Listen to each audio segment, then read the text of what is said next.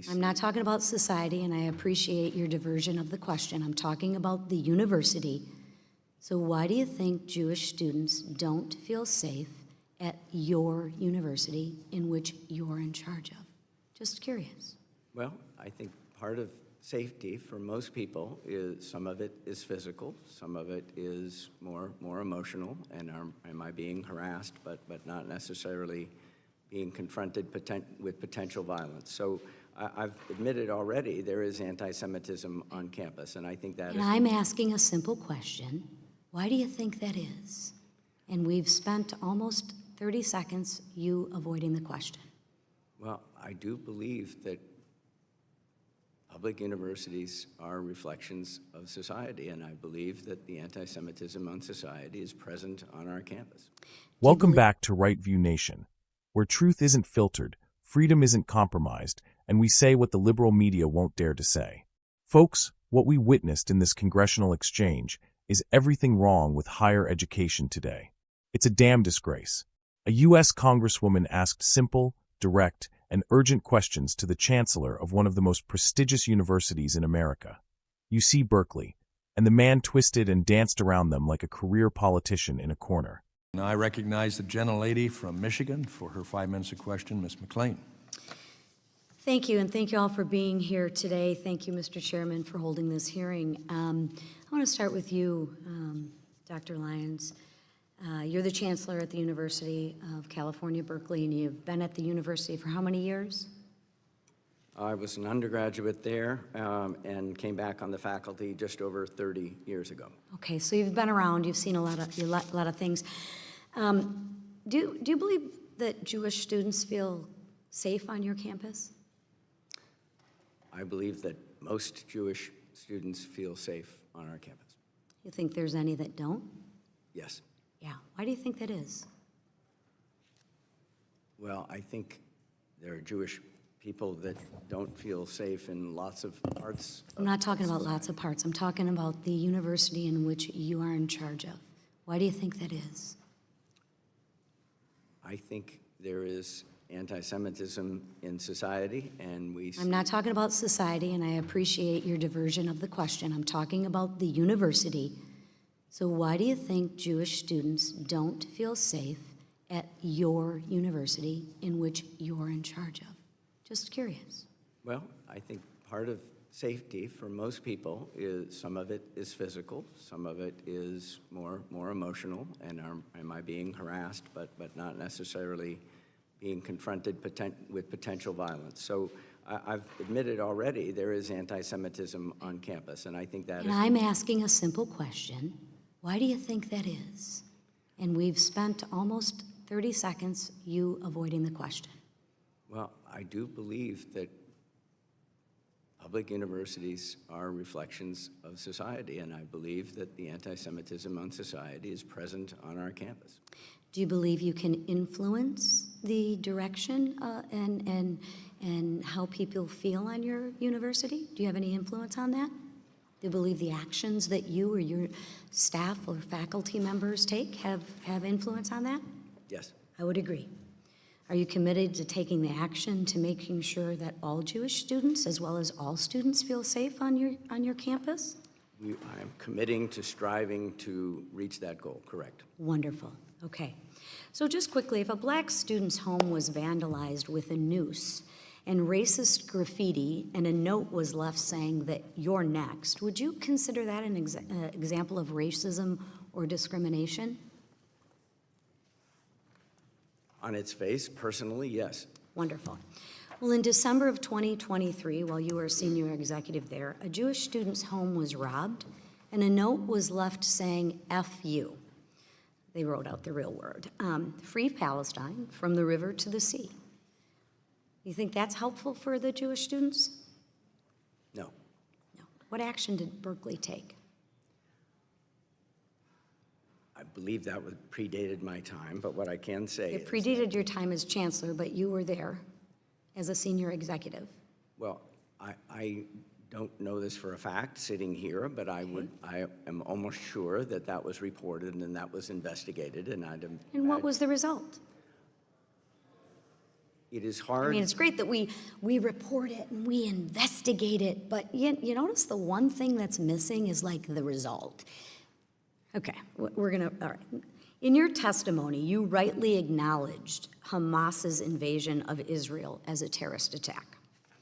Dr. Makdi, a professor of history at Berkeley University, on the other hand, said, I could have been one of those people who broke through on the siege on October 7th. What do you think he meant by that? I can't speak to. I know, but not you're a in- pretty intelligent man, or at least come off as a pretty intelligent man. What do you think he meant by that?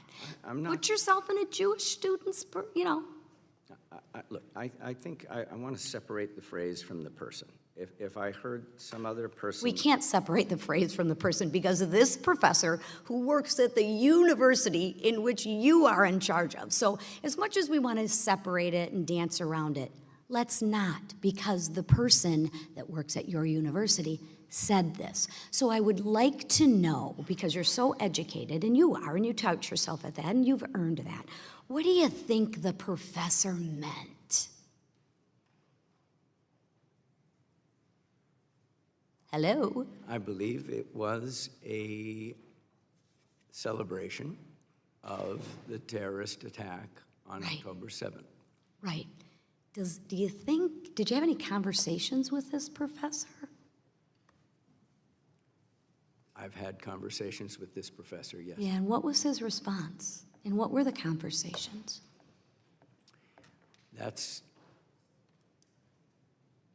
He's a fine scholar, and That's a fine scholar that spews hate, and the people who pay, the students, don't feel safe. That's great, he's a fine scholar. I'm sure there's a lot of murderers in prison that are fine people too, fine scholars. But they do some pretty nefarious and heinous acts. So you want to explain what the conversation was? Gentlelady's time has expired. Saved by the bell. Thank you, Mr. Chairman. I thank the gentlelady. Now I recognize the ranking member of the committee, Mr. Scott from Virginia. Let's break it down. You've got a university chancellor who has been there for over 30 years. 33 decades. And when asked point blank if Jewish students feel safe on his campus, his answer was, most do. Most. What about the rest? What about the ones being harassed, doxxed, and intimidated in broad daylight because they dare to be Jewish or support Israel?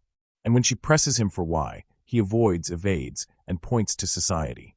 Oh, society's fault now? I thought Berkeley was supposed to be a bubble of tolerance and progress. So why are Jewish kids afraid to walk to class? Here's the reality, patriots. This isn't society's problem. It's a campus problem. It's a leadership problem. And it's a moral failure. And then it gets worse. Congresswoman McClain brings up an actual hate crime. A Jewish student's home was robbed, and a note left behind saying, F*****, free Palestine from the river to the sea. Asterisk, do you understand the weight of that statement? That's not just a slogan. That's a call for genocide, a call to erase Israel, to wipe Jews off the map. And what does the Chancellor say? I think it was investigated. That's it? That's your answer.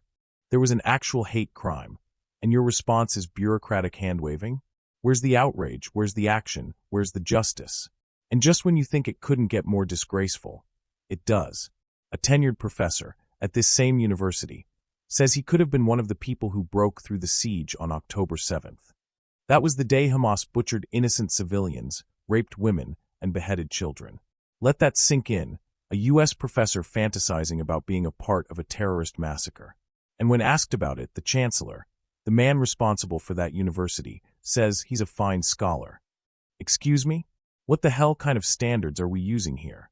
We're calling people who glorify terrorism fine scholars now? Let me tell you what this is. This is the institutional rot of the radical left.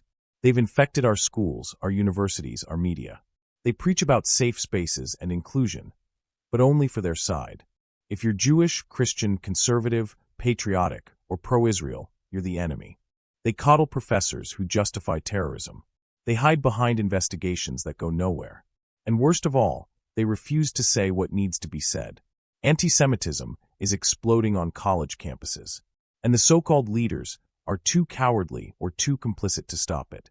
Let me be very clear, freedom of speech is sacred. But freedom of speech is not a license to call for the destruction of a people. It is not protection for terrorist sympathizers in the classroom. What we need is moral clarity. What we need is strong, unapologetic leadership. And what we saw in that hearing was the opposite. We saw a man more concerned with protecting his reputation and his radical faculty than protecting his own students. It's shameful, it's un-American, and it's dangerous. If you're as outraged as I am, if you believe our universities should be safe for all students, not just the woke mob, then stand up. Speak out. Share this video. Let the world know that we see through the lies, the excuses, and the cowardice. Right View Nation isn't backing down. We will not be silent while our institutions turn a blind eye to hate. United States, this is Right View Nation, the home of the fearless, the home of the unapologetic, the home of patriots who still believe in truth, justice, and the American way. God bless you. God bless our Jewish brothers and sisters. And God bless the United States of America. Don't forget to like, share, and subscribe. And drop a comment below. Should professors who praise terrorism be fired immediately? We'll see you next time.